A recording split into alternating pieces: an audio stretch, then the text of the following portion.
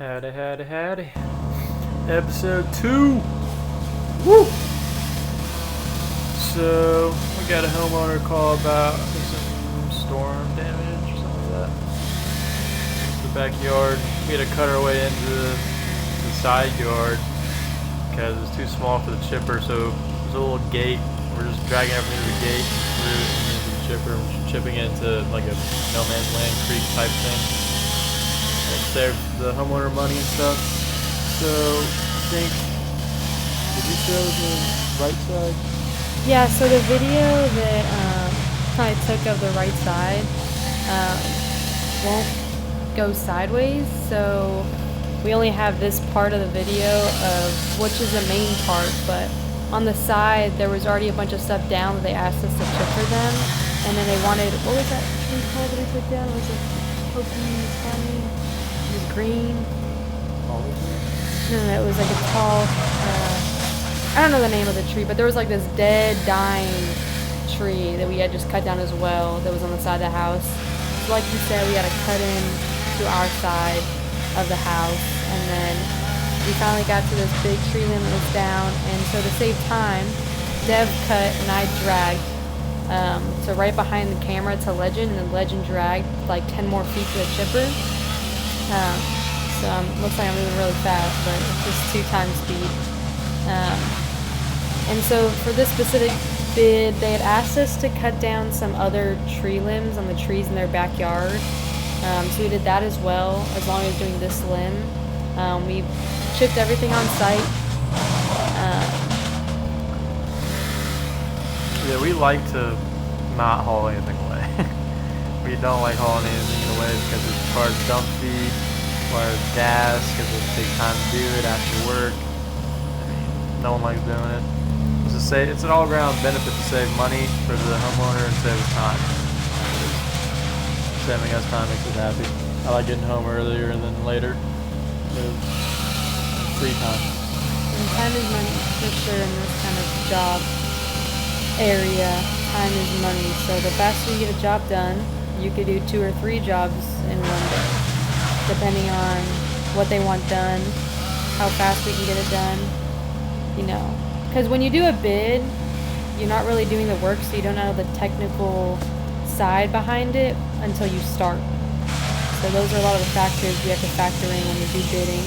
We don't know, you know, how wet it's going to be, you know, if we can get the chipper back there. If we don't have the chipper with us, we don't have a measuring tape when we go do bids. So a lot of that we just kind of have to give an eye out and see if we can just work with what we have. So that's another factor we have to take into consideration when doing bids. I mean, a lot of it, this line of work is kind of expensive. Like all the equipment you use, even the clothes that you wear can be expensive. So a lot of equipment management, because Deb's like Gandalf at using all of his equipment. He knows everything, how to work it, how to saw. Like a little 1-inch branch can pinch your saw if you're not on your game. So you always have to make sure you're aware of all your surroundings, aware of how things work, what is leaning. It's very technical work, and if one little thing goes wrong, then oopsies. Luckily we're insured, so everything we paid for, but we would like not to do that. So yeah, you gotta make sure your equipment's on game every single time you show up to work doing trees. It's very dangerous, very dangerous. This tree not really, because it's already down. Like when we're talking like bringing a tree down, it takes a power line, it takes a house, it takes a car, it takes a street. Gets kind of, you sweat a little bit cutting it down. But that's why we do what we do, so that other people don't crash a tree into their house or break someone else's car, or whatever the reason is. We're supposed to be the relief. We do it, you know, so that others don't. We are skilled, and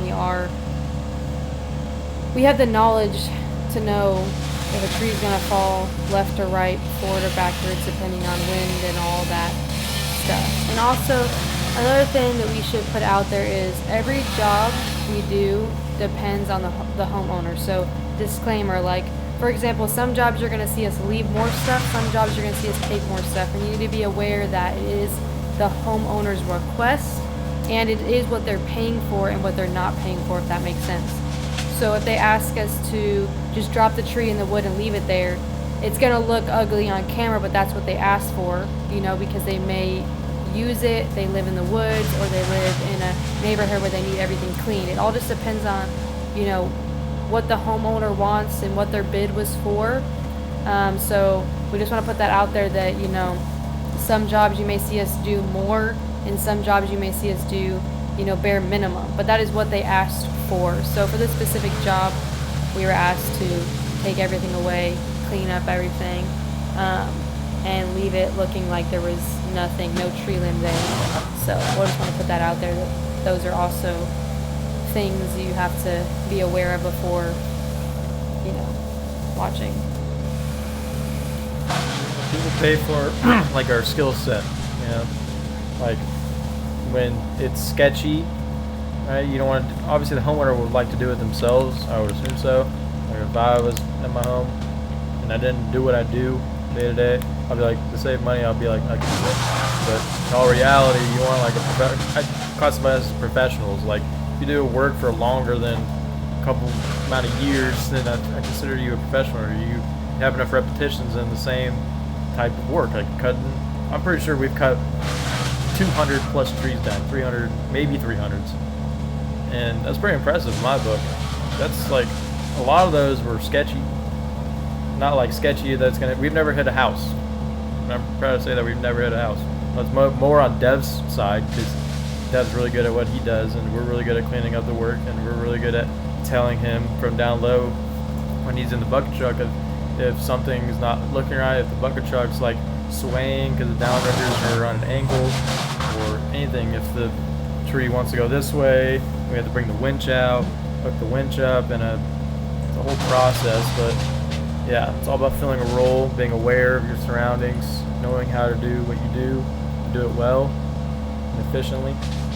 And if Dev were here, he would tell you that there's a lot of behind the scenes stuff that the homeowners and the people that hire us don't see. For example, like when Dev has to take the trucks in to get them, you know, fixed or just looked at, and, you know, make sure everything's running good, and when we have to get there and set up, like setting up and cleaning up, I would say takes the majority of the time. We have to make sure that Dev is safe when the bucket truck is in a very like risky, you know, not flat ground. We have to deal with all these variables when it's raining, wet, slopes, hills. What we do is, you know, time consuming, and so when we make bids and we do things, there's a lot of behind the scenes that the homeowners and the people don't see that we are aware of and they're not. So there's a lot of factors, like we say.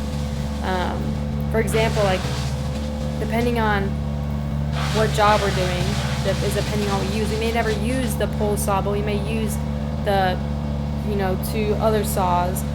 We may not use a chipper, but we may use a tractor. So it all depends on what equipment we have to use at the job. This job, we only use the chipper and the saws. We didn't use the tractor. We brought it, but, you know, we always bring things just in case. Not because we have to use them, but, you know, there's always a just in case. We've had other jobs where we need the tractor because we weren't walking with big logs for 200 yards, you know? So, wouldn't you agree? Right there, those logs were already there. Pretty sure it was like an old firewood pile of like decaying logs, and so we were like, we'll just leave it because it was there when we arrived. But yeah, that little grass brown patch is where the leaves are covering, so no grass will grow. But yeah, it looks clean. We did a good job. Yeah, so I'll blow it off here, and you'll see that it looks really clean once I'm done blowing it off. Leaves, not brown. What is brown leaves? But yeah, I'll blow it all into the no man's land, and Legend and Dev will drag over the last little bit of tree leaves, limbs that Dev had cut off of the other trees so they can mow under them. And that pretty much finishes up this job. It maybe took us, I think, 45 minutes to do it all, including the side stuff that you couldn't see. I mean, this business is really, I would classify this as pretty, like, hard, like, on your body and just hard in general, because you sweat a lot, you're outside. And but it's very profitable. Like if you're looking at going into business like mowing, or I'll tell you this, laziness pays. If the homeowner doesn't want to do it, they'll pay for it. Right? I'm not trying to like say cheapskate the homeowners into paying money. No, it's all about being a service to people in need, because no one wants to do this. Because like go to the grocery store or ship shopping, right? You're not lazy, but you don't want to go to the grocery store. You have someone else get the groceries and bring it to your house. So we come to your home and do the work for you. Laziness pays. Great. Amazon, mailing. Holy crap. Laziness pays money. It's all about a niche. Find your niche. Go places. Make money. And also, people don't have the tools to do, tree work. They don't have the chainsaws. They don't have the ability. Some people are older and some people are injured and people just can't do, the kind of stuff we do. That's why people hire you to mow their yard, because some people just don't own a mower and they don't want to pay $500 for mowers because they're not cheap. Everything we do is with expensive equipment that people don't have the money to pay for. Just they don't have the time. Some people don't have the time to mow their own yard or fix their own trees that have fallen or been cut, whatever the reason is. So that's why we're there. We're here to cut down the trees and hopefully satisfy them, and they'll recommend us to their neighbors, because we love cutting down trees and we prefer it any day over mowing. I cut down a tree 5 days a week instead of mow 5 days a week. Old school mowing, but work is work. Trees are so much more profitable all around in terms. When you're done with the tree, you can go to the next one. If you want to, if you're like delayed in trees because you have a lot of tree work ahead, that'd be great. That's what we're trying to do. We're consistent in finding tree work.